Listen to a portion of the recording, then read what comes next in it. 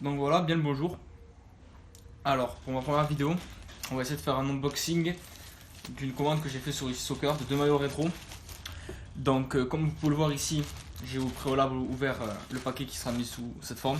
Bon, on s'en fout en gros.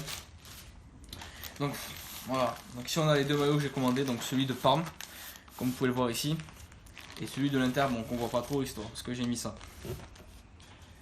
Donc, tous les maillots sont livrés dans une pochette plastifiée de cette sorte. Donc en soi exactement comme quand vous commandez chez Nike ou chez Adidas, ils sont toujours livrés dans une pochette de cette sorte. Donc que ce soit n'importe quel maillot. Donc là ce qu'on peut voir c'est que les pochettes, bon, c'est pas forcément les mêmes comme vous pouvez le voir, mais ça change pas. En général, si vous commandez un maillot Nike, vous aurez le signe Nike. Si vous commandez Adidas, vous aurez le signe Adidas. Si vous commandez chez Kappa, vous aurez Kappa. Enfin, bref, vous savez. Donc moi, pour ma première commande, j'avais décidé de commander 2 maillots rétro anciens.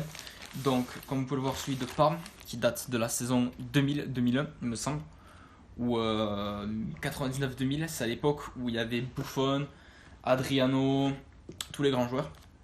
Donc à l'époque, ils avaient un bon équipementier, l'équipementier américain champion.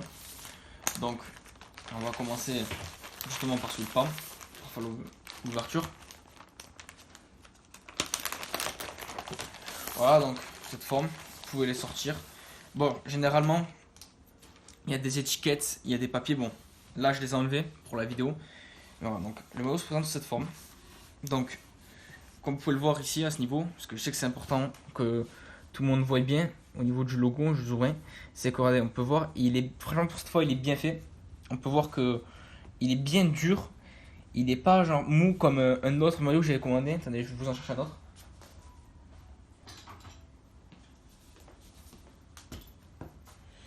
Comme celui-là par exemple de Chelsea, commandé sur le même site. On peut voir par exemple le floco, pardon, excusez-moi, le logo ici un peu mal fait, un peu, vous savez, un peu mou à l'intérieur même. Vous voyez que c'est pas vraiment de, ça se voit que c'est un peu fait contrefaçon. Voilà. Donc ici, pour une fois, le logo est vraiment bien dur. Regardez, je peux m'approcher. Je vais m'approcher un peu pour vous montrer. Je vais passer la lumière. Voilà. Donc on peut voir que le logo, il est bien dur, hein. Pareil pour le petit flocage en haut que tous les badges italiens ont. Il est, il est exactement. Il est honnêtement, moi sur les patchs, pas ouf de leur qualité, mais franchement, ça peut passer pour les petits patchs comme ça. Donc c'est pour ça qu'en général, moi, je prends pas trop de patchs sur mes maillots. Je l'ai fait une fois, j'ai regretté, du coup, moi je le fais plus trop. Donc ici, on a le champion, comme vous pouvez le voir, à l'ancienne, qui est carrément un peu collé sur le maillot, un peu comme les versions player qu'ils ont. Voilà. Donc ensuite, pour revenir, le maillot, et au niveau de face, j'ai rien à dire. Il y a juste ici, je dirais, le petit bémol. Attendez, je redresse la caméra. Voilà.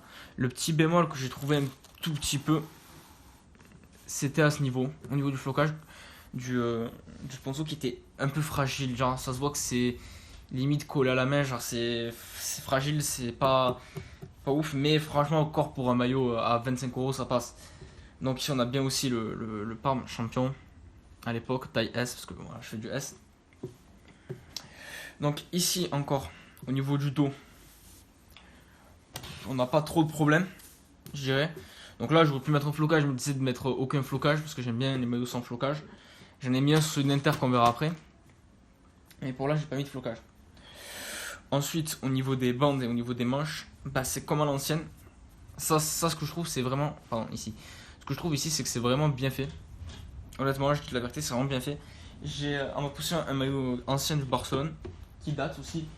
Et je peux vous dire, je vais vous le montrer d'ailleurs. Alors lui, c'est un vrai. Il date vraiment, voilà, de Barcelone, époque Kappa. Et on peut voir que c'est la même. Genre, c'était la même époque et que les manches, tout le monde, tous les producteurs le faisaient environ pareil. Donc là, je trouve que c'est vraiment bien fait. Bon, lui, il est un peu ancien, normal, parce qu'il c'est un vrai, il date de 97. C'est 96-97, l'époque où il y avait Ronaldo, qu'on verra après d'ailleurs. Et donc ici, au niveau des bandes, donc là, on peut se dire que normalement, ça devrait être cousu dessus, les bandes champion, mais en fait non, sur les maillots, à l'ancienne, les bandes, comme ça, elles n'étaient pas cousues, genre c'était imprimé. Donc ici, je trouve un peu le petit bémol, c'est que les bandes champion, elles sont petites. Elles sont petites sur le maillot. Elles sont petites, mais franchement, ça passe encore. Franchement, elles sont petites, mais ça va. Ça va, c'est pas si petit que ça quand même. Donc au niveau du col. Ensuite, bah franchement, j'ai pas trop problème à dire. Le col il est bien. C'est bien symétrique, c'est bien la même taille.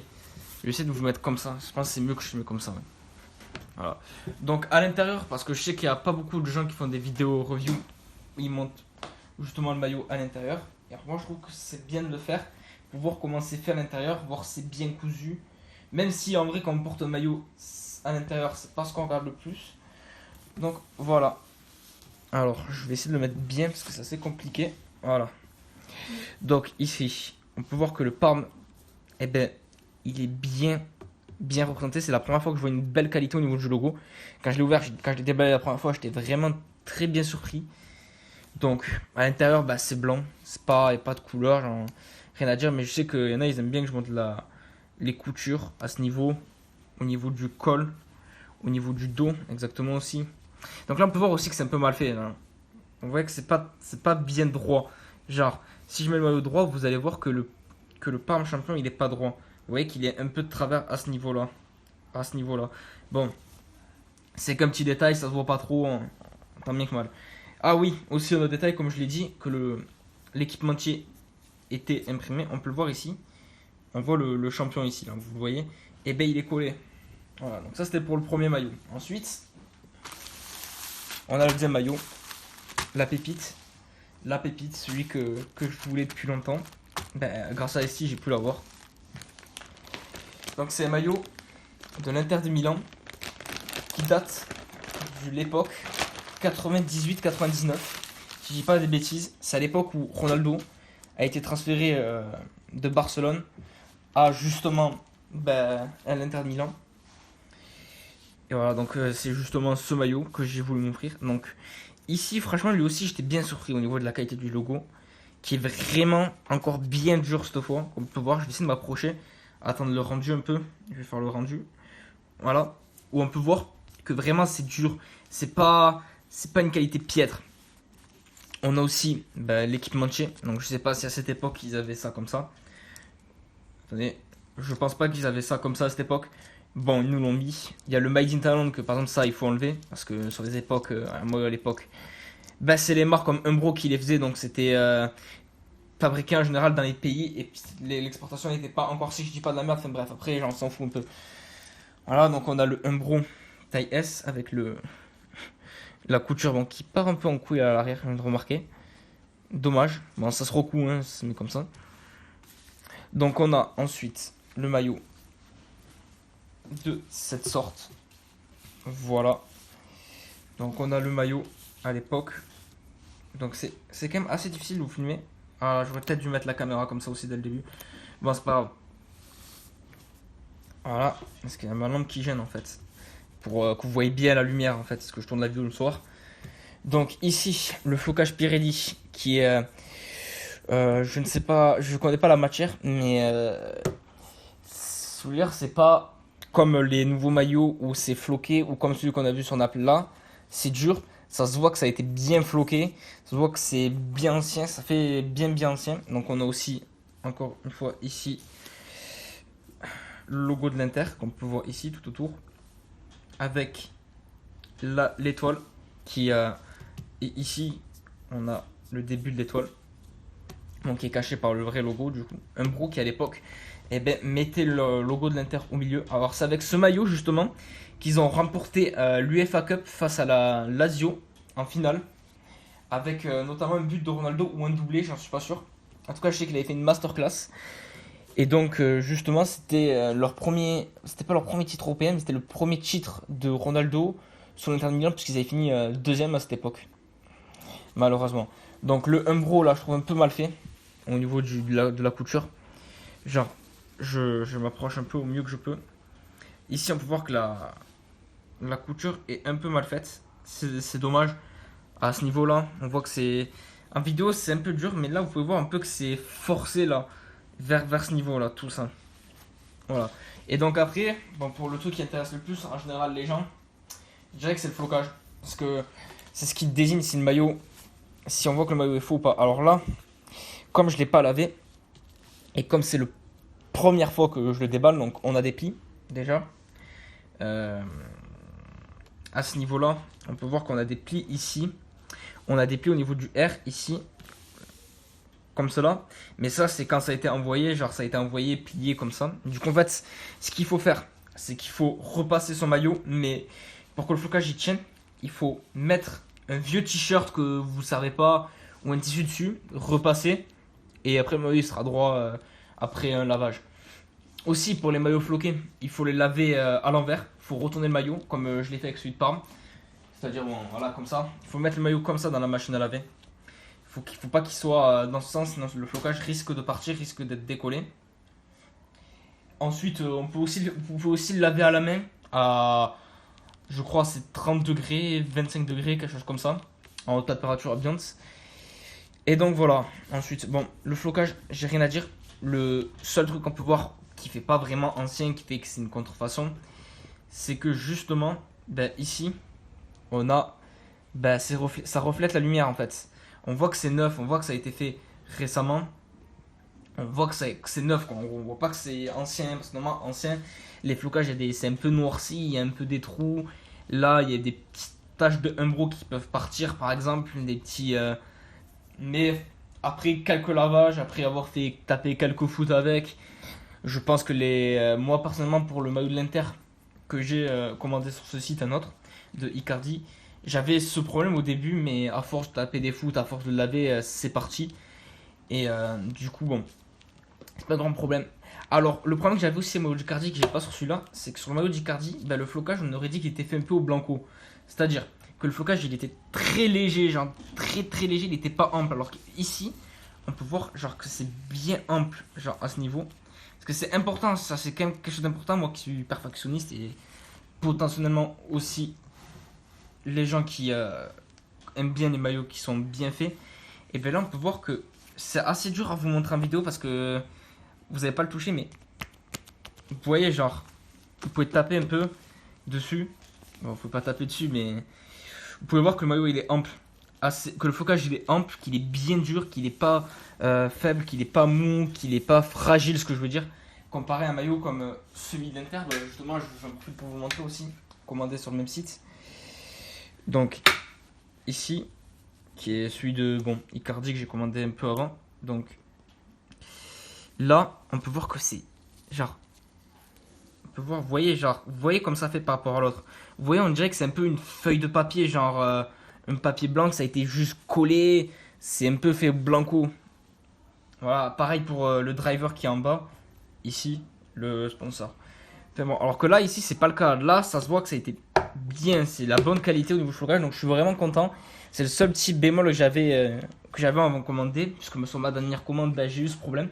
Donc, aussi, si vous avez un problème lors d'une commande, il y a un groupe Facebook. Je vous mettrai le lien dans la description. Vous pouvez le rejoindre. Et il y a deux admins. Il y a le premier, IZ Revs, qui s'appelle comme ça. C'est un Français qui travaille avec Isti Soccer. Donc si vous avez un quelconque problème avec votre maillot, un flocage que vous n'avez pas commandé, le maillot il est déchiré, vraiment un bémol, vous le contactez, il contactera le service client qui lui, vous justement, trouvera un arrangement avec vous, vous renverront carrément des maillots et vous pourrez garder les anciens, que même s'ils ont un trou là par exemple, vous pourrez les garder. Il n'y a aucun problème sur ça. Aussi, une autre question qui est souvent posée, qui est très très importante, c'est à la douane. Alors comment ça se passe? Vous avez sur le site, quand vous commandez, vous avez deux livraisons possibles. La livraison payante, qui vous livre en généralement 10-15 jours, genre 2 semaines, vous recevez votre maillot. Et la livraison qui est gratuite, mais qui prend genre environ un mois à partir de votre commande avant de recevoir votre maillot. Alors le problème avec la commande qui est payante, c'est qu'elle est rapide, mais souvent c'est contrôlé par la douane et vos maillots, ben, justement, ils sont saisis. Donc quand vos maillots sont saisis, deux possibilités, soit vous avez de la chance, les douaniers, ils enlèvent la saisie et vous le renvoient, ils vous disent c'est bon.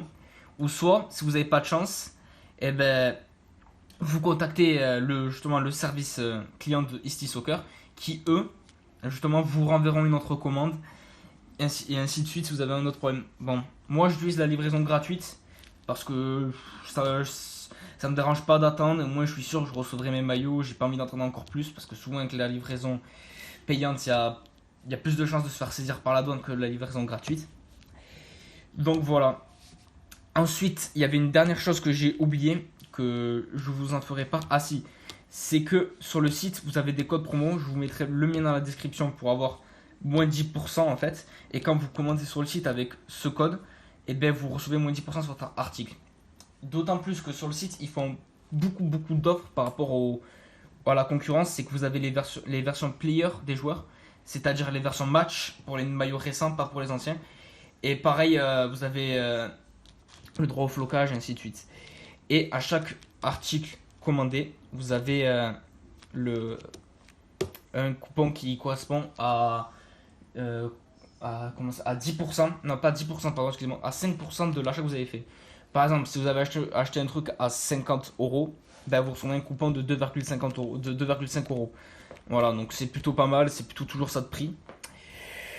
Ensuite, vous avez aussi le droit d'acheter des maillots mystères, mais bon, ça je vous laisserai voir le site dans la description.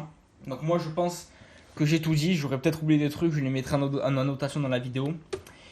Et après c'est tout ce que j'avais à vous dire, voilà. Bonne journée à vous, peace.